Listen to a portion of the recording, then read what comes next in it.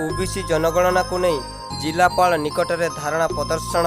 राष्ट्रीय पछुआवर्ग मोर्चा 31 राज्य में 560 जिले में जिलापाल निकट में धारणा प्रदर्शन करने सहित 10 दफा दाबी को नहीं महामहिम राष्ट्रपति को ज्ञापन पत्र प्रदान ओडिशा समेत उत्तर प्रदेश, झारखंड, बिहार, छत्तीसगढ़, पश्चिमबंग में धारणा प्रदर्शन करा मयूरभंज जिले में धारणा देवा सहित ज्ञापन पत्र प्रदान करा जाजपुर जिला समेत किछि जिले में ज्ञापन पत्र प्रदान करा आगु को दाबी पूरण न हुए 18 एप्रिल 2022 को रैली प्रदर्शन करा 25 मई 2022 को भारत बंद करा राष्ट्रीय पछुआवर्ग मोर्चा अंटा भिड़ी।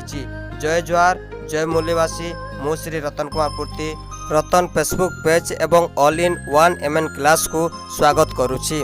केउ केउ दफा नहीं धारणा एवं ज्ञापन पत्र प्रदान कर आसंतु जानिबा।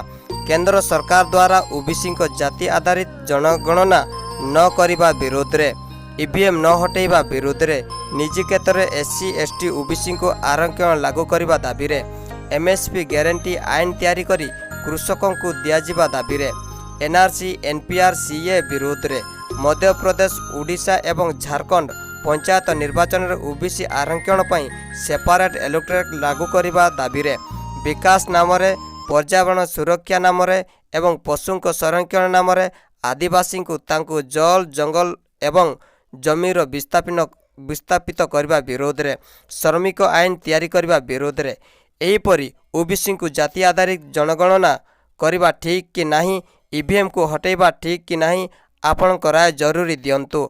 आज पई एतिकी। आगु को अनेक राय देवा जानिबा पई वीडियोटी को लाइक, शेयर एवं चैनल टी को सब्सक्राइब करंतु। जोहार, जय मूल्यवासी।